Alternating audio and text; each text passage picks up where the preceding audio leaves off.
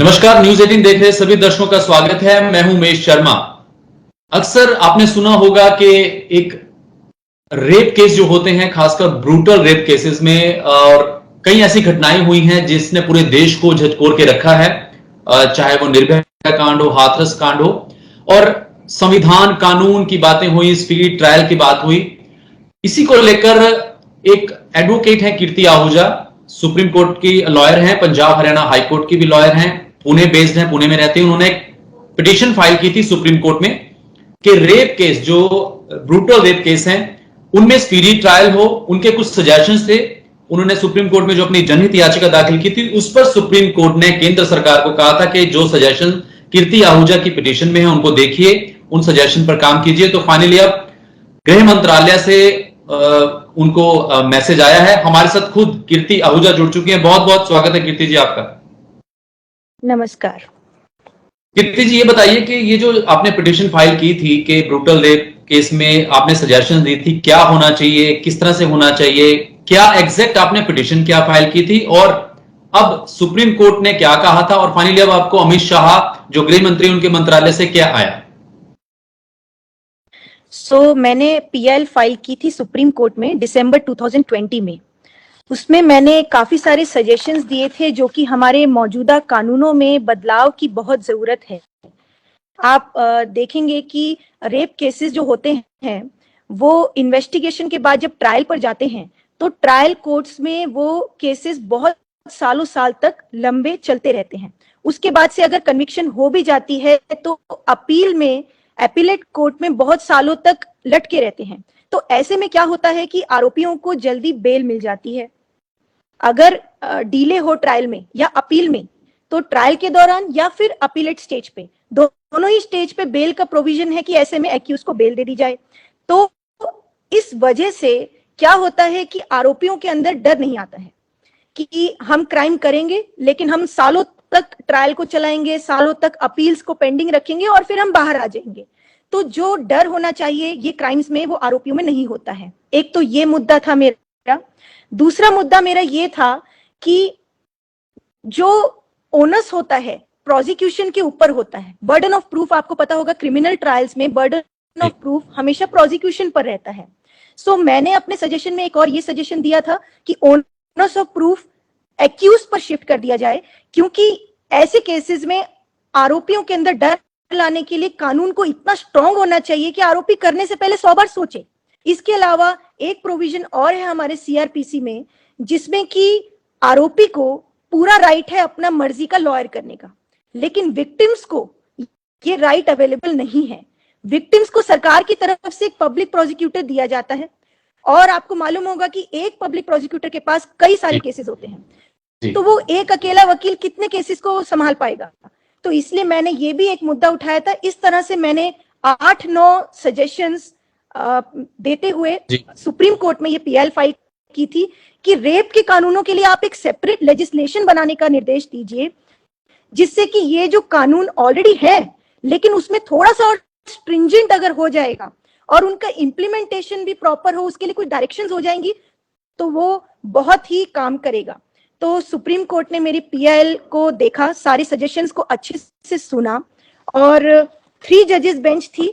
2 दिसंबर 2020 को justice NV Ramana, justice Suryakant और जस्टिस अनिरुद्ध बोस, 3 जजेस की बेंच ने मेरी पीएल के सजेशंस को अप्रिशिएट किया, और उन्होंने कहा कि देखिए कीर्ति जी, हम आपके सजेशंस को बहुत अप्रिशिएट करते हैं कि आपने इन सब मुद्दों को सामने लाया, लेकिन क्योंकि हम डायरेक्टली गवर्नमेंट को लेजिस्लेट करने के लिए आदेश नहीं दे सकते हैं, ये काम सरकार का होता है, लेकिन हम आपको इतना जरूर कहते हैं कि आपके मुद्दे बहुत अच्छे हैं, आपने बहुत अच्छे सजेशंस दिए हैं, हम उसको अप्रिशिएट करते हैं। और आप क्या कीजिए, एक रिप्रेजेंटेशन बनाइए और आप सरकार को ministry of home affairs, ministry of women and child development, ministry of law and justice, ऐसा सुप्रीम कोर्ट ने मुझे कहा कि आप इन 3 मिनिस्ट्रीज को रिप्रेजेंटेशन भेजिए। उसके बाद सुप्रीम कोर्ट ने अपना एक लास्ट में ये भी लिखा कि we hope and trust that the respondent shall consider the same and take appropriate action on that. So with the aforesaid liberty, the writ petition stands disposed of. तो एक तरह से माननीय सुप्रीम कोर्ट ने मेरे सजेशंस को appreciate करते हुए मुझे कहा कि आप सरकार को रिप्रेजेंटेशन में ये सारी बातें लिख के दीजिए।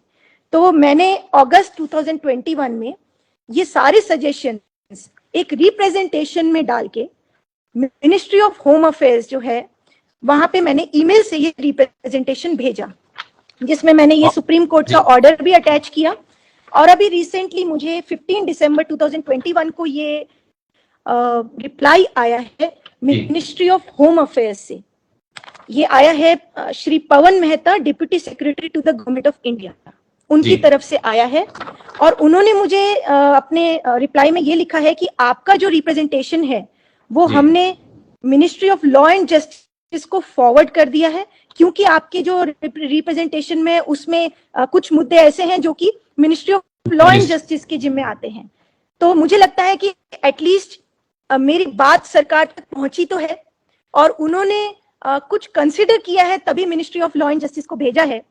सो लेट्स होप कि आगे क्या होता है। कीर्ति जी, बिल्कुल। जो एक, क्योंकि होता क्या है कि अक्सर खासकर रेप के मामले में जो आपने बातें रखी या जो सुप्रीम कोर्ट में आपने अपनी पिटीशन फाइल की थी और अपने जो सजेशंस हैं, रिप्रेजेंटेशन जो भेजी है, आपको क्या लगता है कि पॉइंट्स जो थे कहां कमी रह जाती है? जो आपने मुद्दा उठाया कि प्राइवेट जो विक्टिम है वो प्राइवेट अपना एडवोकेट हायर नहीं कर सकता, उसे सरकारी वकील पर निर्भर रहना पड़ता है, और इसके अलावा स्पीडी ट्रायल्स की बात हो, और एक नाम भी इशू है कि नाम उजागर नहीं होना चाहिए विक्टिम का। ये तमाम चीजें हैं। कानून जो पहले से एग्जिस्ट करता है कि उसमें कितनी खामियां आपको लगी, और ये आपके मन में ख्याल कब आया कि ये मुझे पिटीशन डालनी है, ये सजेशंस मुझे देने? देखिए, मैं 7 साल से प्रैक्टिस कर रही हूँ और क्रिमिनल साइड ही प्रैक्टिस कर रही हूँ बेसिकली। सो मैंने खुद ऐसे कई केसेस संभाले हैं और देखे भी हैं। सो कोर्ट में रहते हुए ही मुझे ये साफ दिखता है कि ट्रायल कोर्ट्स में, आपको मैं बताऊं कि रेप केस मेरे सामने ही एक रेप केस चल रहा है। मैं विक्टिम की तरफ से, देखिए मैं वही बता रही हूँ ना कि उस केस में जब मुझे कुछ कहना है विक्टिम की तरफ से, तो मुझे वो बात पब्लिक प्रोसिक्यूटर को कहनी पड़ती है, और पब्लिक प्रोसिक्यूटर के थ्रू ही हम वो दलील कोर्ट में दे सकते हैं। ये चीज मैंने एक्सपीरियंस की। दूसरा मैंने एक्सपीरियंस क्या किया कि रेप केसेस में ट्रायल्स 10 साल तक पेंडिंग हैं। मतलब मेरे पास ऐसे केस हैं जो कि मेरे वकालत में आने से पहले से चल रहे हैं और अभी तक ट्रायल कोर्ट में पेंडिंग है एविडेंस स्टेज पर। सो ये बहुत बड़ा मुद्दा है, क्योंकि इस वजह से ये एक ग्राउंड होता है कि अगर आपका ट्रायल बहुत डिले कर रहा है तो आरोपी को बेल पे छोड़ दो। इस वजह से क्या होता है कि डर ही नहीं आएगा ना, जब तक कानून में इम्प्लीमेंटेशन नहीं होगा। आप कितनी भी सजाएं बढ़ा दें, आप कितने भी प्रोविजन डाल दें कि भाई फांसी की सजा दी जाएगी, आप प्रोविजन डाल दें कि भाई 10 साल नहीं 20 साल सजा होगी, लाइफ इम्प्रिजनमेंट टिल डेथ होगी, लेकिन फायदा क्या अगर उसका इम्प्लीमेंटेशन ही नहीं है। इम्प्लीमेंटेशन नहीं होने की वजह से ही ये क्राइम्स रुक नहीं रहे हैं। सो अभी एक और मुद्दा आपने जैसे उठाया कि रेप विक्टिम्स की जो आइडेंटिटी डिस्क्लोज होती है, वो निपुण Saxena versus union of India की जजमेंट है सुप्रीम कोर्ट की। उसमें सुप्रीम कोर्ट ने डायरेक्ट गाइडलाइंस दिए कि विक्टिम की आइडेंटिटी डिस्क्लोज नहीं होनी चाहिए। उसके बाद आईपीसी में बदलाव आया, सेक्शन 228A बनाया गया। उसमें साफ कह दिया गया कि अगर रेप विक्टिम की आइडेंटिटी डिस्क्लोज होती है तो आपको सजा लगेगी 2 साल की, लेकिन फिर भी ये इम्प्लीमेंट नहीं होता है। आप पत्रकार हैं उमेश जी, तो आपको पता होगा कि कितने सारे रेप केसेस में विक्टिम्स के चेहरे भी डिस्क्लोज हुए हैं। आजकल बहुत लोग यूट्यूब पर भी न्यूज, आजकल कुछ भी कोई भी आके यूट्यूब पे न्यूज बनाता है जो कि चैनल भी नहीं होते हैं उनके, फिर भी वो विक्टिम की आइडेंटिटी डिस्क्लोज कर रहा है। तो ये एक बहुत बड़ा मुद्दा था। ये भी मुद्दा मैंने अपने रिप्रेजेंटेशन में और सुप्रीम कोर्ट में डाला था। इसके लिए मैंने एक सुझाव भी दिया था कि आप क्या कीजिए, आप सरकार जो है, सरकार की एजेंसी जो है, वो कुछ एडवर्टाइजमेंट्स चलाइए, चैनल्स पर चलाइए, न्यूज चैनल्स पर बीच बीच में जैसे एडवर्टाइजमेंट्स आती हैं दूसरे प्रोडक्ट्स की, तो सरकार की तरफ से ऐसी एडवर्टाइजमेंट चल सकती है। आप उसमें कानून बता सकते हैं कि सेक्शन 228A बन चुका है, आप सुप्रीम कोर्ट की गाइडलाइन बता सकते हैं, जिससे कि अवेयरनेस फैले।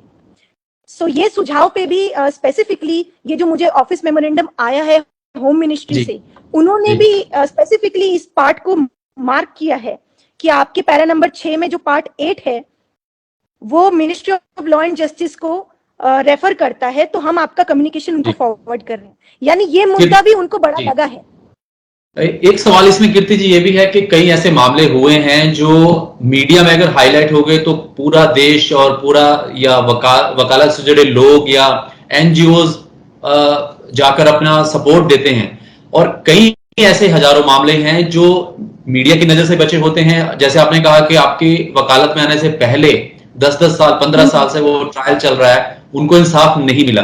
तो कहीं ना कहीं एक प्लेग्राउंड जो है वो सभी के लिए समान होना चाहिए, सभी के लिए वो कानून समान होना चाहिए, ये भी एक बड़ा इशू हमने भी देखा कई बार।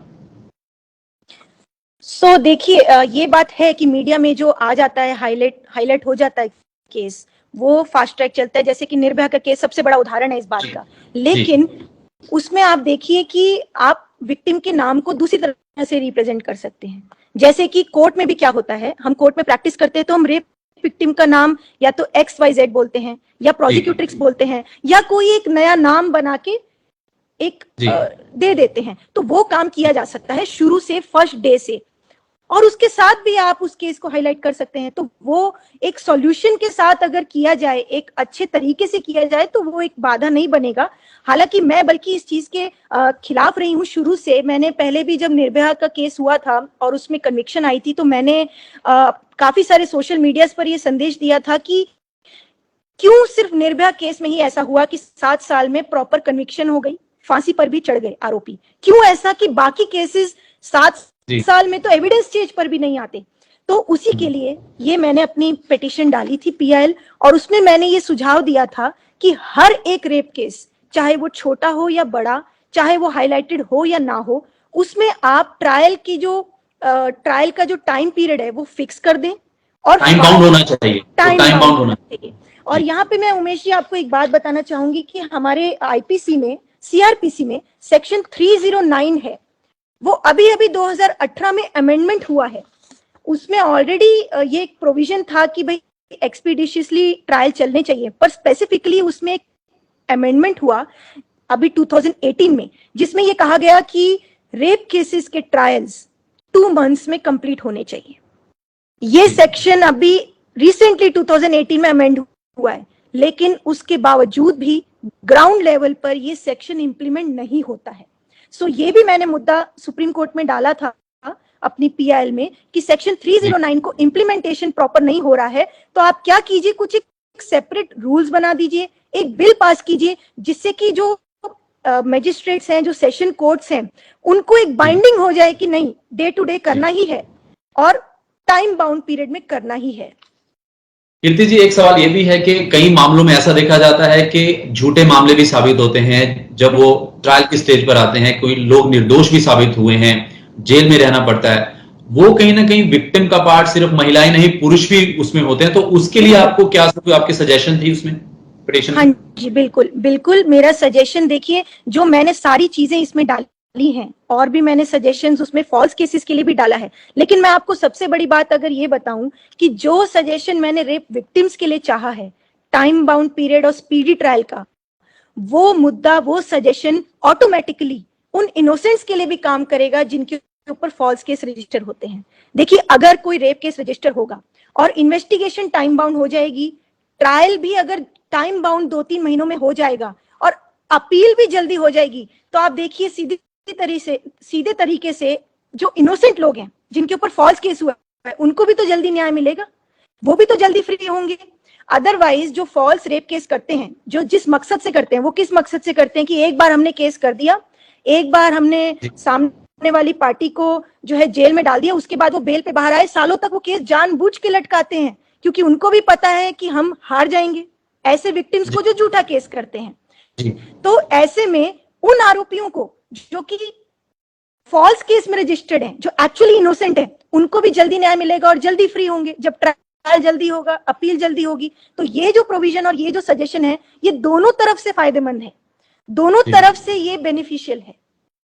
एक लास्ट सवाल कीर्ति जी, कितनी उम्मीद है आपको कि आपके जो सजेशंस हैं और वो लॉ मिनिस्ट्री के पास गए हैं कानून के रूप में, वो जब सामने आए और एक कहीं ना कहीं एक सेटिस्फेक्शन होता होगा एज ए लॉयर को, चाहे अपना वो केस जीते या कुछ सोसाइटी में बदलाव की बात हो, तो कितनी उम्मीद आपको है कि ये कानूनी अमली जामा आपके जो सजेशंस को पहनाया जाएगा? नहीं जी, मैं इस एडवोकेसी प्रोफेशन में मेनली सोशल सर्विस के लिए ही आई हूँ। और सी प्रोफेशन इज साइड, वो तो है ही, प्रोफेशन वाइज हमारा ये प्रोफेशन है। लेकिन मैं शुरू से, मैं काफी 15 सालों से, सिंस 2007 में इस फील्ड में हूँ। और मैं ग्राउंड लेवल पर ऐसे विक्टिम से संपर्क भी करती हूँ, उनको मदद करती हूँ।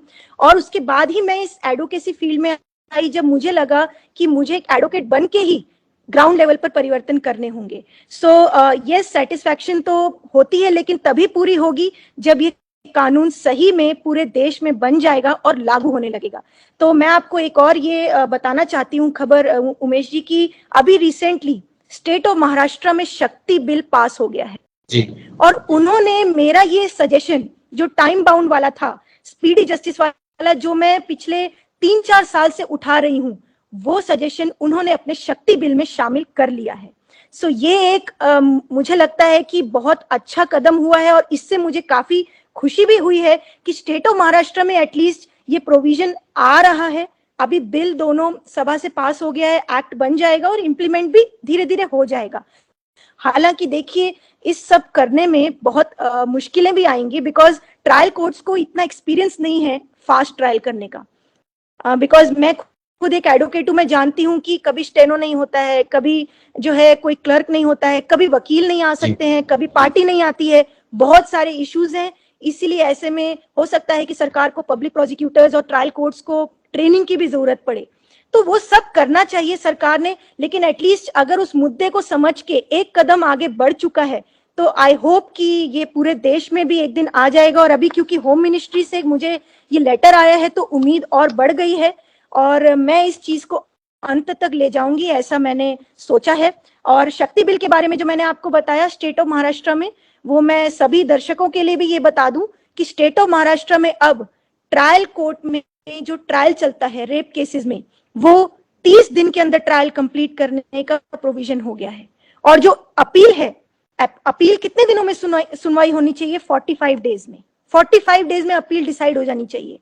सो ये प्रोविजन स्टेट ऑफ महाराष्ट्र के लोगों के लिए आ गया है। सो आई होप कि जो state of Haryana, state of Punjab और दिल्ली में भी आ जाए, या फिर अगर होम मिनिस्ट्री से डायरेक्ट स्टेट, ये ministry of law and justice direct चाहेंगे, तो पूरे देश में इकट्ठा भी बिल पास हो सकता है, पूरे देश के लिए।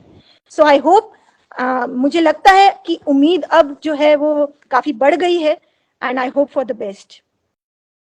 चलिए कीर्ति जी, बहुत बहुत शुक्रिया। और उम्मीद यही करते हैं कि जो आपके सजेशंस हैं, जो आपने एक बीड़ा उठाया है इन कानूनों में और ज्यादा सुधार, और सुधार एक प्रक्रिया है, चाहे वो हमारी जिंदगी हो या कानून हो, सोसाइटी हो, सुधार निरंतर होते रहने चाहिए सोसाइटी के लिए, बेटरमेंट के लिए। बहुत बहुत शुक्रिया। और फिर से आपका इंटरव्यू करेंगे जब ये कानून के रूप में आएंगे, या जिस तरह से महाराष्ट्र ने शक्ति बिल पास किया और राज्य अगर इन सजेशन को लेंगे। बहुत बहुत शुक्रिया आपका समय निकालने के लिए। धन्यवाद।